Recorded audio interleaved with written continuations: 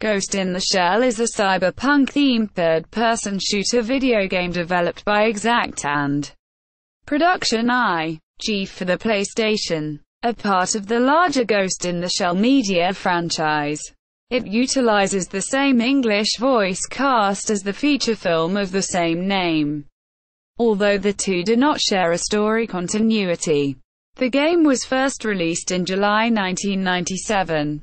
Along with soundtrack albums, an artbook and a guidebook. The game's story and art design were written and illustrated by Masamune Shirow, the author of the original manga. Ghost in the Shell's plot revolves around a recruit of Public Security Section 9 as he investigates and combats the Human Liberation Front. The player controls a Fuchikoma, a robotic fighting vehicle capable of traversing walls and ceilings. The game received mainly positive reviews. It was praised for its graphics, animation, music and unusual wall climbing mechanics, as well as living up to the name of the series. However, it received criticism for its tedious and repetitive gameplay and low difficulty. 15 years after its release, Game Informer listed Ghost in the Shell as one of the best manga and anime-based games. Gameplay: the player controls a spider-shaped think tank robot, known as Fuchikoma, that is able to jump, thrust forward, strafe to the side, climb walls, and hang upside down from ceilings. The camera auto-adjusts its position when scaling walls and ceilings for easy maneuvering, and automatically switches between first and third-person perspectives depending on the environment. Although the player can stay in first-person view at will. The Fuchikoma is equipped with twin machine guns and guided missiles. Both weapons have unlimited ammunition. However, up to 6 missiles can be launched at once after a charge time. Grenades can be found throughout missions and a maximum of 3 can be carried at a time. Enemies vary from humanoid robots to helicopters and sport an array of firearms and explosives. Some stages of the game are governed by a time limit. 17 cutscenes can be unlocked throughout the missions and depending on the player's score in training mode. Once unlocked, the cutscenes can be reviewed on the options menu. The training mode contains 6 stages to learn the basic game elements. The first 5 stages introduce the player to targets in various settings and using the controls effectively, with the 6th being a battle against another Fuchikoma. The 12 missions that compose the story take place in different environments, including a warehouse complex, a sewer, the city highways, and the enemy base inside of a skyscraper. The missions display a variety of gameplay objectives. The first mission is a raid. The third level is an explosive ordnance disposal mission that involves the elimination of bombs attached to red barrels. The fourth level is a sea chase on a boat. The fifth level is a game of hide-and-seek with the player having to locate a boss wearing thermoptical camouflage. And the game's final boss fight ends with a free-fall battle down the skyscraper under a timer.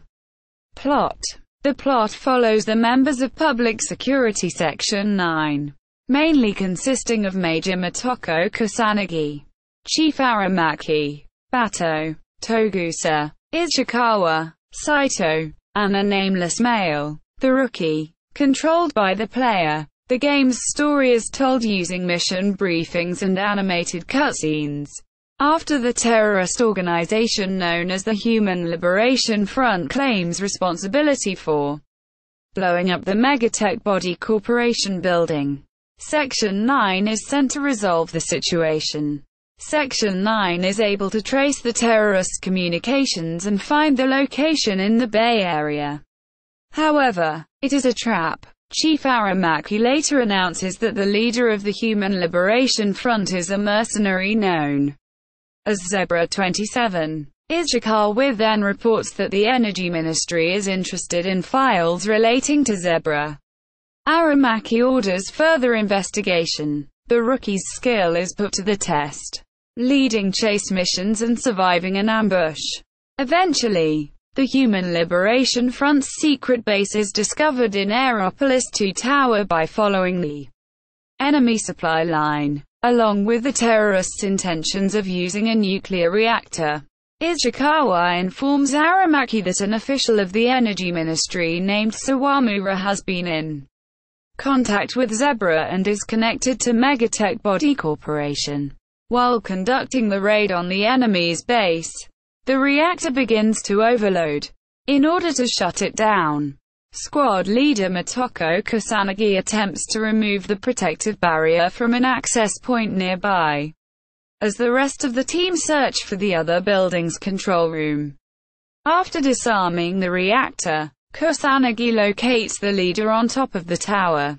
Bato and Togusa encounter obstacles that prevent them from moving to the top, leaving the rookie as the only available member. Once he reaches the top, he engages the leader in combat and defeats him in a free-fall battle off of the tower. After the mission, it is revealed that Sawamura planned to collect bribes from Megatech in exchange for covering up a defect in the nuclear reactor, which was going to explode, and presenting it as a terrorist attack. However, Zebra seized the reactor to take it over and wanted to extort money from Sawamura. Kusanagi declares the entire experience as at least good training for the rookie and acknowledges the rookie's cleverness, but criticizes the overdependence on the Fuchikoma development. The concept for the Fuchikoma came from one climactic scene of the film: the battle between Motoko Kusanagi and the big spider-like tank in the Museum of Paleontology. Based on this tank design, mecha creators Shoji Kawamori and Asushi Takuchi made a smaller version, designed for one person, that would be used by the police. Thus, the player becomes the pilot of one of these combat machines. The game was in development for 1.5 years, and involved the work of several divisions, being Kenji Sawaguchi and Tetsuji Yamamoto the total director and producer respectively. The programming was done by Exact, known for the Jumping Flash series. Ghost in the Shell was designed and targeted to a mature audience. Developers did not make Motoko playable to prevent the game appearing to be a character-based game for children. The original manga's creator Masamune Shirow was the main designer of the characters and mecha for the game. At Production I.G, Hiroyuki Kitakubo directed the animation scenes, wrote the screenplay and did the storyboards. Toshihiro Kawamoto was animation supervisor and a character designer. The scenes are noticeably different when compared to the film Namesake directed by Mamoru Oshii. Because the game is colored using a full digital technique, the scenes are a combination of cell animation and backgrounds that were rendered in 3 dimensions to ensure smooth transitions for the camera movement. Adobe Photoshop was used to add the finishing details to the scenes. The Japanese voicing of the game was done by a different cast than the film's. Motoko Kusanagi was played by Hiromi Itsuru, Bato by Shinji Ogawa, Chief Aramaki by Soichi Ito, Ishikawa by Kiyoshi Kobayashi, Togusa by Hirotaka Suzuki, Saito by Nobuyuki Hayama, and the Fuchikoma were voiced by Katsue Miwa.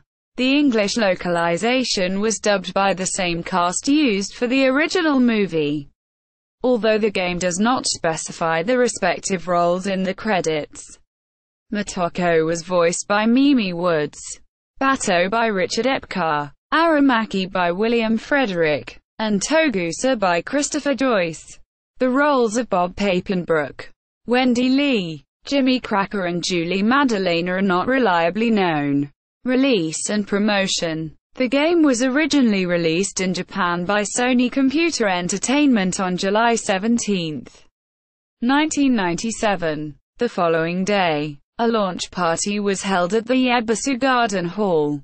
The Megatech Body Night, The event featured the game's music artists Taku Ashino, Joey Beltram and Mij Van Dyke performing live, and a Fuchikoma robot appeared. All who bought tickets received a papercraft kit of the Fuchikoma and 10 posters of the game were raffled. A Japanese demo disc was also released with the first mission playable. The first edition of official U.S. PlayStation magazine was published in October 1997 and featured the game on its cover. Having acquired the North American license to publish Ghost in the Shell video games in mid-1996, THQ released the game in North America on October 31, 1997. It was released in Europe by Sony Computer Entertainment on July 1, 1998.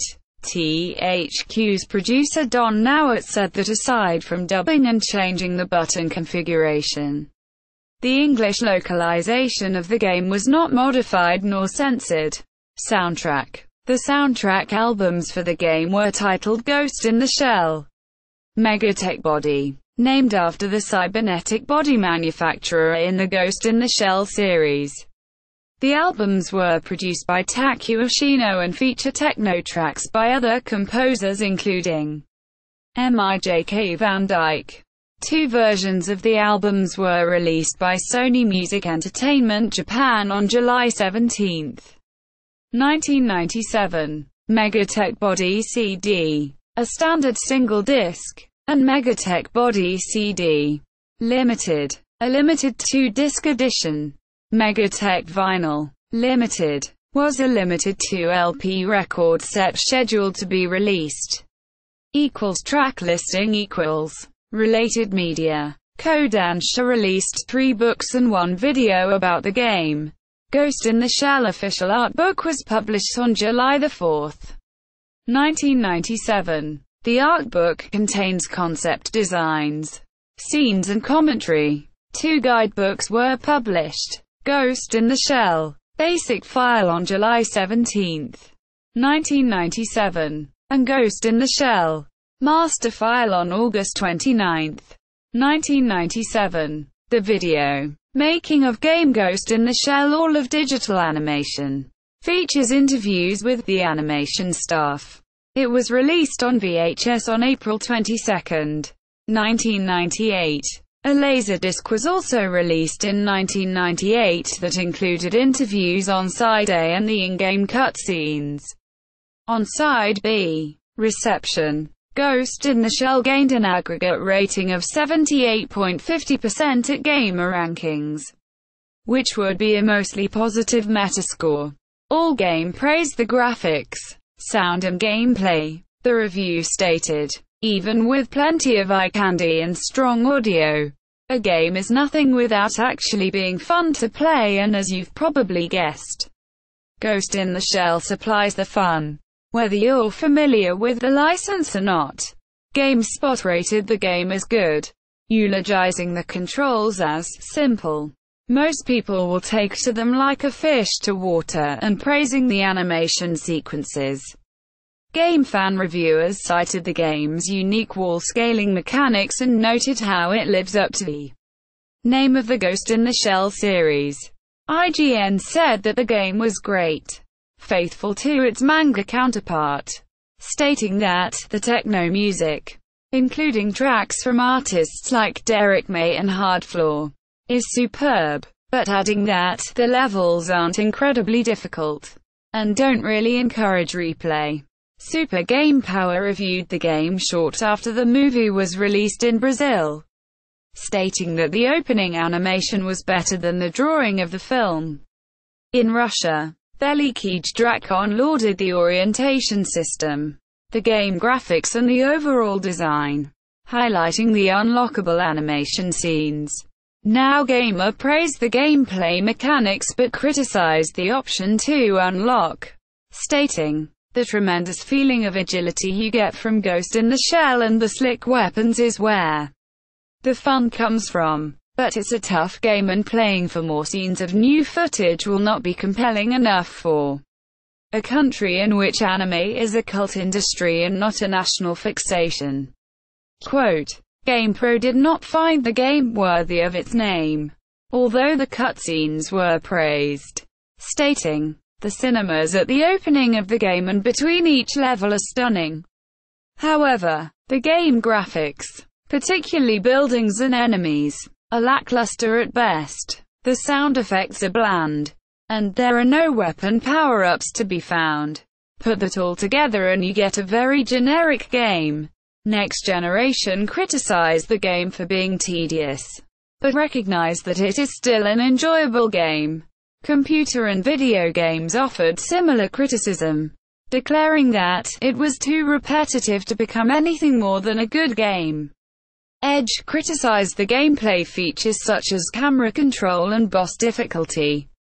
Electronic Gaming Monthly reviewers criticized the game for its easy bosses and its repetitive and short gameplay value. Famitsu liked the battles but complained about the Fuchikoma attaching to walls when not intended. The Herald News praised the game for being original and worth playing. Unlike other movie adaptations, in 2013, Game Informer listed Ghost in the Shell as one of the best anime and manga-based games released in English, and the best of the franchise's titles. The other 7 games in the list were released more than 6 years after Ghost in the Shell. See also, Aeropolis 2001. Notes. Official website. In Japanese.